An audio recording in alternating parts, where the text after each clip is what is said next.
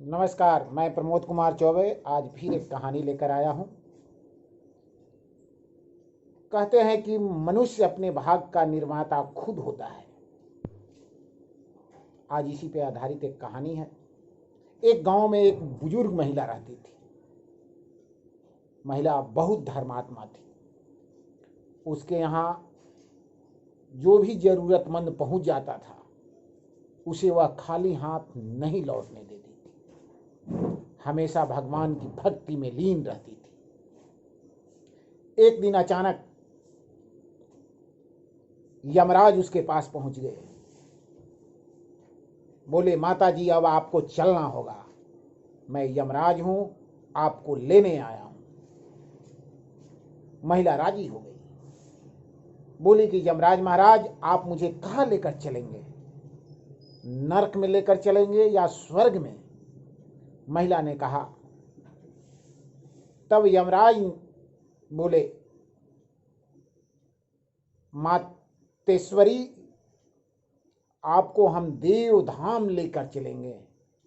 आप न नरक में जाएंगी न स्वर्ग में जाएंगी, क्योंकि आप धरती पर रहते हुए धर्म के कामों में बराबर लीन रही हैं, इसलिए आपको अब देव धाम चलना होगा।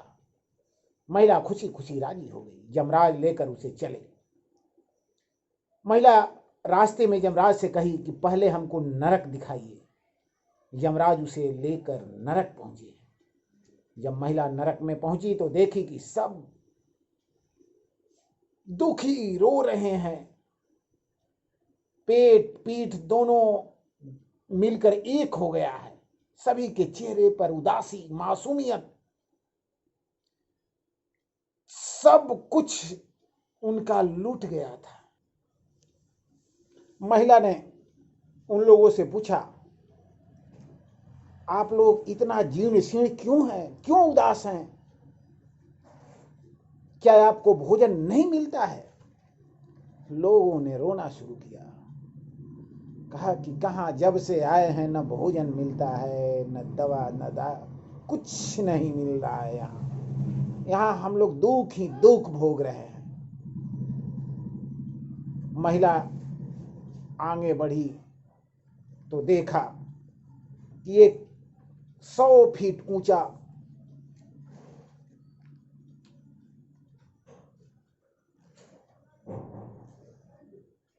पतीला है और उसमें सभी व्यंजनों से युक्त खीर बनाकर रखा गया है और एक बड़ा सा चम्मच भी लटक रहा है। महिला ने कहा उन लोगों से कि जब आप लोग के सामने खीर है, फिर आप लोग भूखे कैसे हैं, क्यों हैं? नरक में रहने वाले लोगों ने कहा कि माता, 100 फीट ऊंचे पतीले पर कौन चढ़ेगा, कैसे हम खीर खाएंगे?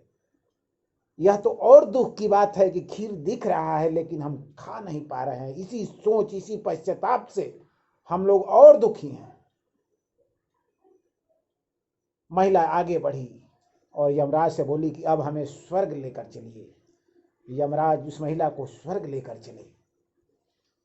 स्वर्ग में जाते ही महिला ने देखा कि चारों तरफ खिलखिलाने की आवाज, लोग खुश, चेहरे पे मुस्कान, सबके चेहरे चमक रहे थे। चेहरे पर नाम मात्र की उदासी नहीं थी। सब खुश थे, सब खुश नाच गा रहे थे। वहां जाते ही महिला ने वहां भी देखा उसी तरह का पतीला 100 फीट ऊंचा। उसमें भी एक चम्मच लटक रहा था और सभी व्यंजनों से युक्त खीर बना हुआ था। महिला ने कहा कि आप लोग इतना खुश क्यों हैं? आप लोग को खाने को क्या मिलता है यहाँ? खीर आप लोग कैसे खाते हैं? जबकि 100 फीट ऊंचाई पर आप चढ़कर खीर खा नहीं सकते हैं, फिर भी इतने खुश क्यों हैं?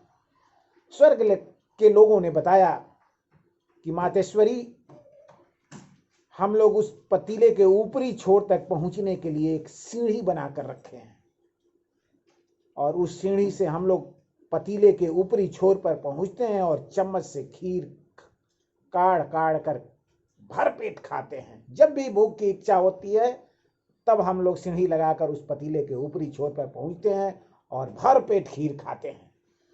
और मातेश्वरी हम लोग को यहाँ किसी चीज की कोई कमी नहीं है, भर पेट भोजन सब कुछ मिलता है, इसलिए हम लोग खुश हैं। तो इस कहानी से हम सीखते हैं कि स्वर्ग और नरक का निर्माण मनुष्य स्वयं करता है, खुद के दम पर करता है। अपने कर्मों के बल पर मनुष्य जो है स्वर्ग बना लेता है या अपने जीवन को नरक बना लेता है। इसलिए हम कहेंगे कि कर्म करो, अपने भाग्य का निर्माता मनुष्य स्वयं बनो। जय हिंद, जय भारत।